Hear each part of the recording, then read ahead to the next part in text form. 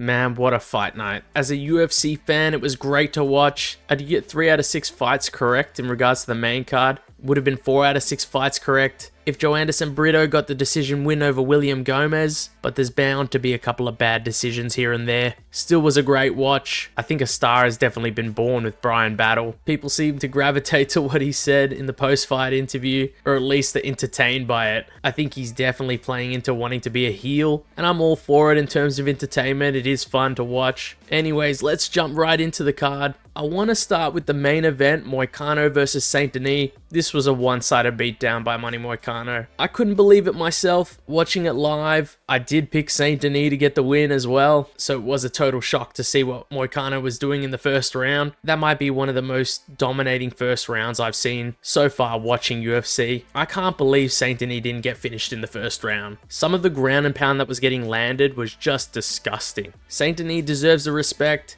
He's definitely a warrior, but Moicano just showed some very, very high fight IQ, was able to keep the pressure on top of him, keep him stuck in the bottom position, had the body triangle on him, and was just landing some absolute bombs on him the entire duration of the first round. I don't think I've ever seen someone walk away from a first round looking like they've taken damage in a 5-round fight after 1 round. It was pretty ridiculous. I think the stoppage was justified. I was surprised that Saint Denis most likely won the second round, but it definitely looked like Moicano maybe stepped it off a little bit, was trying to work his jab a little bit more. I definitely didn't see the fight going much further. I think they would have probably stopped it by the third, even regardless. Just the amount of damage was too much. In regards to what I would like to see next, I probably would rather have Moicano versus someone like Dan Hooker. I just feel like Paddy hasn't now earned the fight with Moicano. I would like to see Paddy versus one more top contender, maybe like a Beneil Dariush or a Fiziev, or maybe like a Dos Anjos.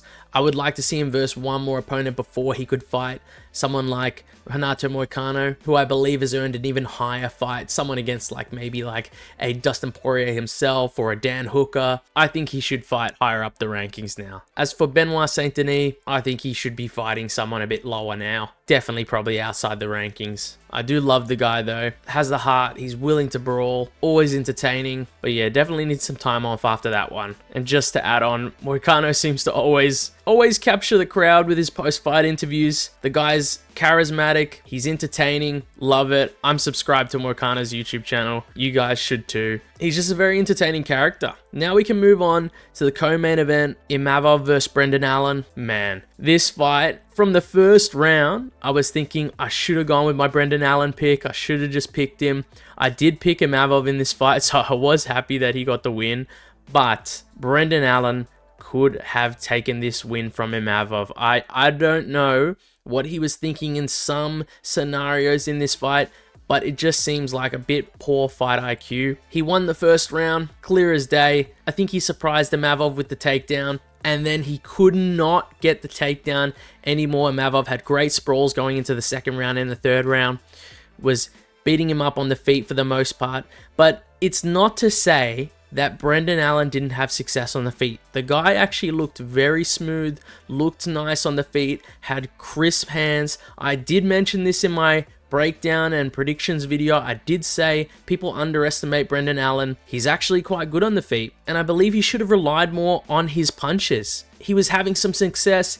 He was catching Imavov in some situations. I don't believe he was getting the best of a lot of the exchanges, but he was catching Imavov with a lot of hard punches as well. I think he wasn't giving himself the best chance. He was going for some takedowns, and then he was laying in some position where, I've talked about it before, I don't like this position where people just lay almost head towards the canvas and sitting there knowing that they can't get kneed or hit in certain positions, like they're almost semi-safe. I don't respect that. That's why I think Nice should be allowed to ground an opponent to a degree. But yeah, I think Brendan Allen could have won this fight. He had many opportunities to win. And in regards to who I would like to see Imavov versus next or Brendan Allen versus next, I think for Brendan Allen, I wouldn't mind seeing him versus like a Paulo Costa or like a Marvin Vettori maybe. And then for Nassourdine Imavov, I think he's got to verse someone quite high ranked now. He's already high ranked. I think he's ranked number 4 or 5 right now. I think he should verse Baralho, or if Israel wants to verse a top contender, he can verse Nassourdine Imavov. I think that would be a great matchup. That's going to be a great striking fight to watch. But yeah, a little bit disappointed with Brendan Allen's performance, but nonetheless, I still did enjoy the fight. We can move down the card to the fight I wanted to talk about before, Joanderson Brito versus William Gomez. Guys, when I say that I thought Joanderson Brito won the fight, I thought he most likely won 2 rounds to 1. I think he won the first and second round, and then maybe William Gomez won the third round, but it was close. I'm not going to say that it wasn't close. I really did enjoy the fight. I thought William Gomez was fighting back. I thought he was grinding. He had great kicks, great volume, but I just don't think he did enough. I would have liked to see Joanderson Brito get the win here, but it isn't the way it goes sometimes. Sometimes the judges get it wrong. But I do believe both of these guys deserve someone who's close to the rankings, or someone who's like right at the bottom of the rankings, like maybe 14th, 15th place right now. So I wouldn't mind if either of these guys verse someone like a Bryce Mitchell or an Edson Barbosa, maybe because Gomez got the win, he can verse someone who's just at the bottom of the rankings. And since Joanderson Brito didn't get the win, he'd have to verse someone just outside the rankings. So interesting fight. I did enjoy it, but like I said, I feel like Joanderson Brito should have got the win. Moving on down the card. Now, Bryan Battle versus Kevin Jousset. Like I said, a star is born with Bryan Battle. This guy, I've seen so many edits of this guy so far on my Instagram shorts, on my YouTube reels. People really seem to be drawn to his antics after the fight, during the fight. I think his fight style overall was very entertaining. It wasn't the most exciting first round, let's just say, at least the first half, but it really kicked off in the second round. I don't know how many strikes Bryan Battle threw. I think he threw over 120, 130, and landed like 70 to 80 strikes in the second round. But man, he was putting the pace on Kevin Jousset. And it was pretty much like I said in my prediction video. Bryan Battle was just the more fluid striker.